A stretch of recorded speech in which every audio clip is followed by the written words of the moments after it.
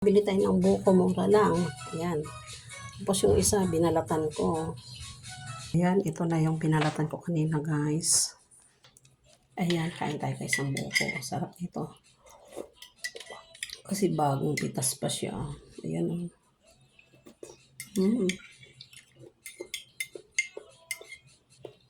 Sarap. Sarap ng buko, guys.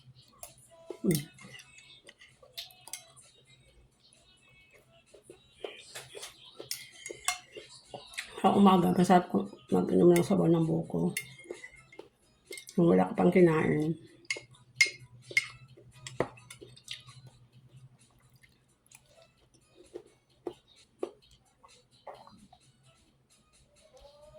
Sarap, guys.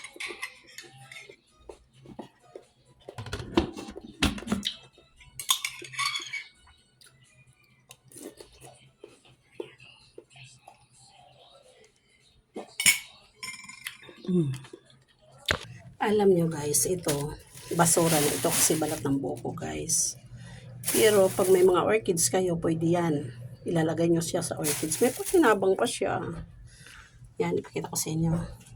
Kasi itong aking mga bagong tanim, yan. Eh, wala na akong paso. Kaya dito, dikit-dikit ng mga tanim ko dito guys. Ayan. Alisin ko muna to kasi lagyan ko yung orchids ko, sayang din. Ayan, kasi itong ground orchids ko, napakamahal. 50 pesos yan, ang mahal.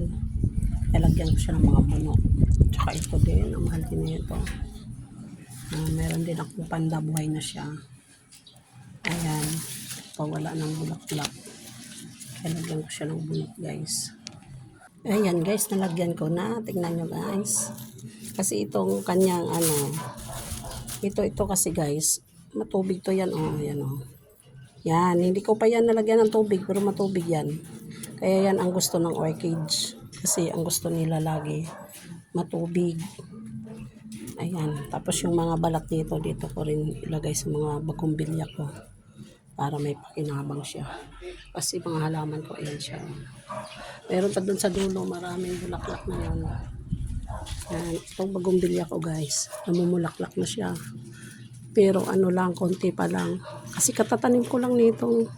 Kalilipat ko lang pala dito. Ayan Kasi noon iniwan ko kasi ito. Ito nakasurvive ng mga halaman. Yan. Yan pa yung iba kong halaman. Mahilig kasi ako sa halaman.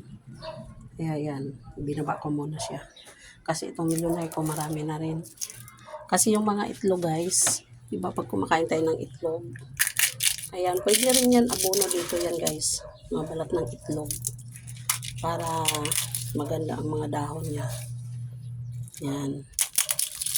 Mga nabubulok na prutas, ilagay nyo sa sabaw ng yung diba magsasaing kayo. Yan, ilalagay nyo dyan. Ako nilalagay ko yan dito. Mga nabubulok na prutas yan Kaya katatanim ko lang, namulaklak na agad tong pislili ko. Ayan. Itong isa din, wala akong paso, nilagyan ko nito. Kasi ito guys, halaman gamot din to. Pag yung may mga maga-maga ba, lagyan nyo ng langis ng nyog. Yan, tapan nyo lang yan. Ito ang aking millionaire na snake plants. Hindi pa gaano kasi katatanim ko lang nito.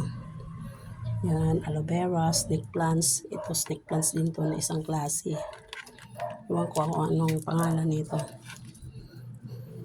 Ayan, pero pinag-iwa-iwa ko na siya kasi dami niya na. Dito lang yan galing guys. Ayan. Punta na yan dito. Kasi ang mahal niyan. Mahal ng halaman na yan. Kaya marami pa akong gagawin. Ayan. Ito wala na kasi hindi na December. Ito buhay na talagang panda ko. Na, may mga ugat-ugat na siya. Ayan mahal-mahal nito guys. Kaya wala na siyang bulaklak. Ito paubos na rin. Mga orchids ko na yan. Ito violet pa wala na rin. Ayan.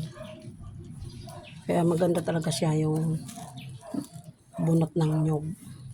May pakinabang talaga yung nyog na yan. Maraming pakinabang hanggang ugat niyan. Pakinabang. Ayaw may naligaw na kamatis Maraming pakinabang ang niyog, hanggang langis yan.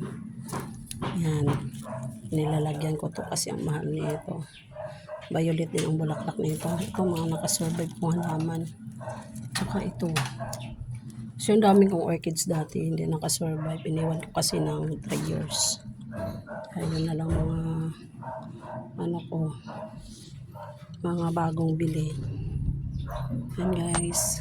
Yan ang bagong bili akong nakasurvive din. Kasi marami yan. May puti, may pula, wala na. Orange na lang natira. Ayan, yung isa ko pa. Doon sa dulo kasi walang akong space. Maganda rin yun. Mahal din yan. Kaya ang gusto niya laging binibili ka ng hinugas ng bigas. Ayan siya. Ayan. Ayan, ang fortune ko nakasurvive din. Mahaba na. Maliit lang yan. Umalis ako. Ayan. More than 3 years na yan. And guys, dito ako sa sampayan ko. Thank you for watching everyone. Mga sinampay ko kasi kagabi ko pa ito nilaban. Ayan. Diba guys, may mga ganyan kayo. Kaya ito ilalagay ko pa to. Marami pa ito. Yan, marami pa. Kaya ilalagay ko pa dyan sa mga orchids ko para happy sila. Kasi gusto ko malusog ang aking mga halaman. Ayan. Tingnan nyo naman guys.